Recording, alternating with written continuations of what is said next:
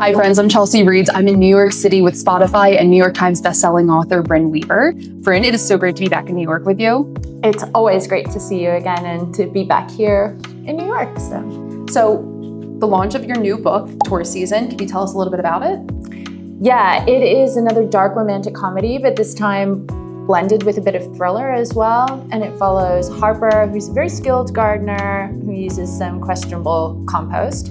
And she will do whatever it takes to protect her town of Cape Carnage. And then Nolan, who is a tourist who comes to town specifically to kill her. So for anybody who hasn't read your work before, what can readers expect from a Brynne Weaver novel? An unusual blend of genres usually. So I write dark romance, but it's kind of glittery dark, I like to call it. It's got a lot of comedy in it as well. And in this case, it really has thriller and mystery elements blended in. There's an amateur investigator who comes to town. There is a long-standing mystery in Cape Carnage that is bubbling up to the surface. So yeah, it's an unusual genre blend. Okay. How long were you working on Tourist Season before we got to this point? It was a pretty quick writing process. I would say it took, like, when I really had my head down and I was going, the bulk of it probably took about 3 or 4 months. But then there's all the editing and stuff that comes after that. So I finished it back in January, and now here we are in September. That's so exciting. Yeah. So can you tell us a little bit more about Nolan and Harper and the town of Cape Carnage itself? Yeah, the town is really a character in and of itself. So it's a very small seaside coastal town with some kind of unusual inhabitants that maybe seem to not mind so much that people go missing regularly in their tourist town. Harper is a very secretive person, but she's very caring, and she has an elderly mentor / best friend. She's trying to do whatever it takes to look after him, and he's got memory loss. And he is a retired serial killer who is not so retired. And then Nolan has been in a very serious accident, so he's also got a lot of pent-up trauma and anger that he's dealing with. He recently lost his brother, and he has to kind of deal with figuring out whether it's worth forgiving Harper for what he thinks that she did or not. Now, we talked a little bit before about how important this book was compared to some of the other books that you have written. Not that they weren't important, but that this one carried a lot of weight for you. Yeah. Do you mind explaining why? Yeah, this one with the representation for Alzheimer's disease and dementia was really important to me. I've lived a lot in that space for the last 20 years. My maternal grandparents, who I'm really close to, or I was very close to, unfortunately, and I was partly raised by them. They both passed away from dementia. And then I ended up working in the field of dementia research in pharma R&D for about a decade.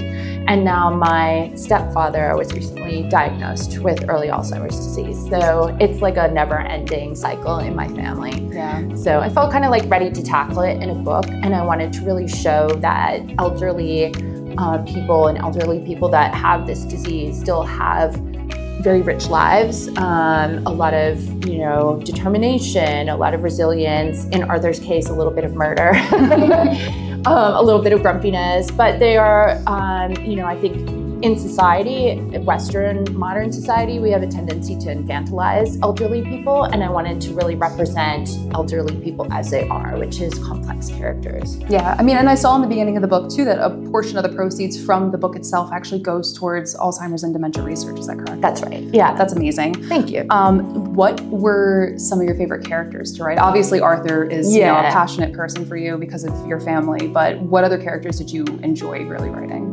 Yeah, Arthur was definitely one of them because I never knew what he was going to do. When he was on the page, he would just say the most outlandish things or do things that you kind of don't expect. I really loved Harper. Like, she's just such a complex person, and she has so much to unpack. And in fact, I thought it was going to be interconnected standalones until I was in the process of writing the book, and I realized both Harper and Nolan are so complicated that they needed to continue their story over 3 books. So in the next books, we can anticipate more Harper and more Nolan? Amazing. Yeah. So you were saying that Arthur is the one that probably gave you the most run for your money. Would you say he was the one that surprised you the most when you were writing these characters, or did you have anyone else that kind of surprised you with their sayings or their actions? Yeah, he'd probably be the number one. Like, even the first scene that I wrote with him, and he just came out of nowhere. Literally, he comes out of nowhere with a knife, and he thinks that someone is coming in to steal his sugar bowl. And so that was like very surprising to me because I never quite know what characters are going to do until I get there. I'm a hardcore pantser, so I just dive right in. But even other characters like Irene, who runs the local hotel, you know, she's the local busybody. She's like the FBI of Cape Carnage. She was super fun. And Maya, who I absolutely loved, who runs like a magical mixtures shop, but she's like a really experienced chemist and making all these like crazy outlandish things to sell to tourists. Yeah, treats and stuff. Now with this story, you know, we're getting Samantha Brent-Moore again doing the audiobook, and we also have Robert Hatchett. Yeah. What was it like working with them too for this story?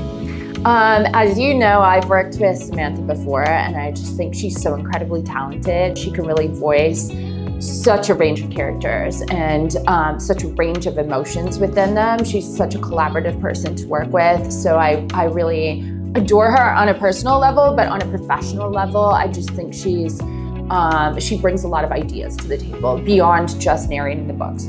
And Robert, when I heard, so he auditioned for it. So the publisher gave me 5 different auditions to listen to. And as soon as I heard his, I could just tell that he would nail like the comedy aspects, the darkness, the kind of spiciness. He had the accent perfectly down because Nolan has this soft sort of Tennessee accent, and he got it perfectly. Yeah, he was the perfect fit, and their chemistry is electric. Like, I just love that audiobook. I need to know, was the fact that his last name was Hatchett any kind of a selling point for you? I was like, this almost feels a little too on the nose. I thought it was way too perfect. Can you tell us what some of your favorite scenes were in the story?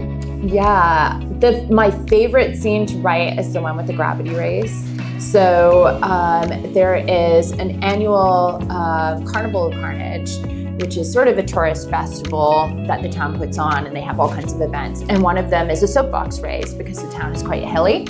And one of the things that you're supposed to do in Cape Carnage, because it is called Cape Carnage, is you build a corpse companion to race with you, and you get extra style points with your little like Build-A-Corpse. It's like Build-A-Bear, but it's Craft-A-Corpse. And so Harper goes into the race. She kind of is forced to enter the race. I won't tell you why.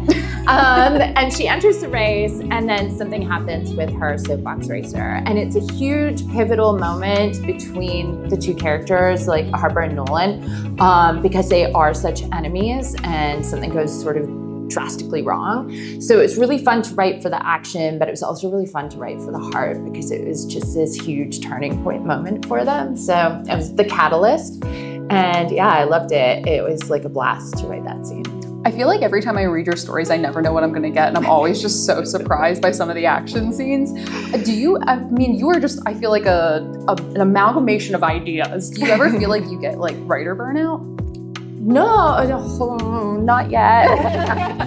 Knock on all the wood. No, I think I'm always coming up with really outlandish things, and I think my imagination just runs wild, and then I try to make that, like, how could I make this thing almost realistic? Like, how can I make it almost realistic that someone is going down a hill at a high speed in a soapbox racer with a corpse in the back? Yeah. Maybe a real corpse wouldn't work, but what about a Craft-A-Corpse? Yeah. Now, when you're writing, do you use like music or podcasts at all to get inspiration for your stories? Yeah, I do almost always write with music. So I love to build a playlist, which is always at the beginning of the book and is on Spotify as well.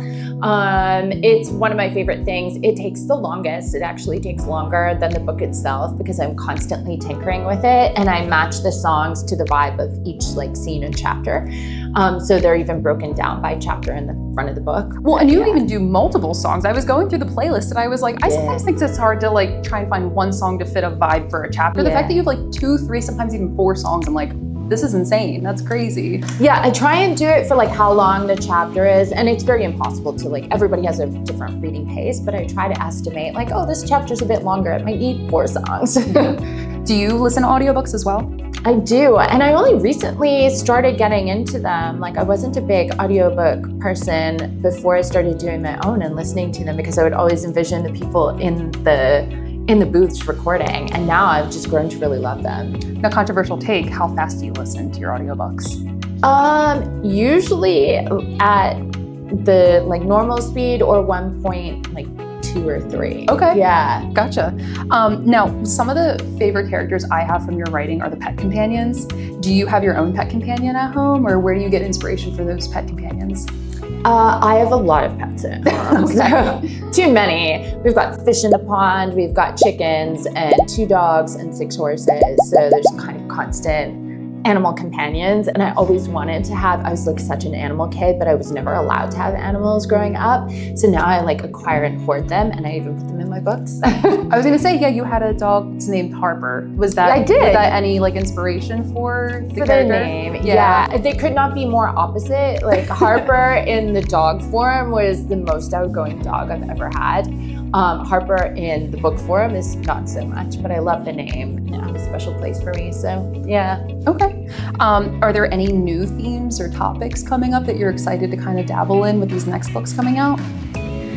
Yeah, I think there's a lot of, so I started with a lot of secrets. And I think dealing with people finding out each other's secrets and trying to determine where their line is in terms of like forgiveness or accepting that you might not know everything about somebody. That's something I've had a lot of fun now exploring in the next book, and that'll probably carry into the third as well. It's like, what happens when all those secrets are exposed? And then the forgiveness aspect and I guess the sort of like long-term effects of that as Nolan is still grappling with forgiveness. That's been really fun to explore as well. And I think those are evolving themes within the books. Gotcha. Do you have any like funny anecdotes from when you were writing, or like any funny stories of stuff that happened in your writing process? Oh, you're stumping me on I know. that I can prepare this. That's a good one. I did, well, with the second book, I don't know if it's so much an anecdote, but I did have a lot of experiences with that second book where I would sit down and like being such a hardcore pantser and I don't plot anything in advance, I'd sort of sit down with the book and I'd be like, I don't know what I'm gonna write today. And it was as though the book was screaming at me, like, just write the book. And I would, and I'd sit there and start, and it was like magic, you know, these scenes would just kind of come out of nowhere. So a lot of that book was like a fever dream. And I don't know if I remember anything from that time other than being like, I don't know why this book is screaming at me. But yeah, I think that's the only one I can really think of, which isn't really an anecdote. You really stumped me with that one. That's such a good question. Listen, I was asking my husband for like feedback on some questions, and he was like, you should ask about anecdotes. And I was like, I'm gonna need you to explain what an anecdote is. So he had me stumped too. So I love too the nicknames or the pet names that you give your characters. Can you explain the pet name for this book? Yes, so Harper and Nolan have a literal meet cute. Emphasis on the meat. Emphasis on the meat. And I don't want to give too much away, but their nicknames for each other are largely centered around that moment. And even though they quickly realize they hate each other, there's an attraction there, and they still keep going back to that moment and using that nickname. And then there is a nickname, I think a lot of people have seen it in teasers, where Harper is saying like, I'm not gonna fall for some guy and say, take me now, murder daddy. And that murder daddy then becomes like a thing in the second book, kind of becomes a joke. Okay. Yeah. Do you have like funny nicknames for your like loved ones or friends back home? My husband and I call each other babe all the time, which is not in and of itself funny, but it is funny because a friend of ours, one of our best friends, was like, oh, I hate that when people call each other babe. I hate it so much. So we did it on purpose, and then it stuck. And now we just celebrated our 15th wedding anniversary. Oh, so we're still calling each other babe after like 15 years. That's amazing. My husband and I actually call each other Gooby and Goober, and I didn't realize that there was a movie based on Gooby, which is a like terrifying bear. No. And I asked my husband, I was like, did you know this existed? And he was like, I did. I'm like, you just let me call you that. All right, that's fine. So, all right, so we're working on book 2 now? Yeah, it's done. It's done? Yeah, it's all done. It's in edits. I just passed my edits back to the editor, so it's in copy edits. Do we know when we can expect book 2? I'm not allowed to say. Oh, I'll whisper it to okay. you in a bit. Okay. Yeah. All right, well, they're keeping me under lockdown, and I've been very good so far. I've been so well behaved. well, I'm so glad they let you out of your cage to at least come and talk to me. Yeah, so right. thank you again so much for joining me and joining Spotify. And if you haven't already, definitely check out Brynne Weaver's Taurus season, available on Spotify or anywhere books are sold.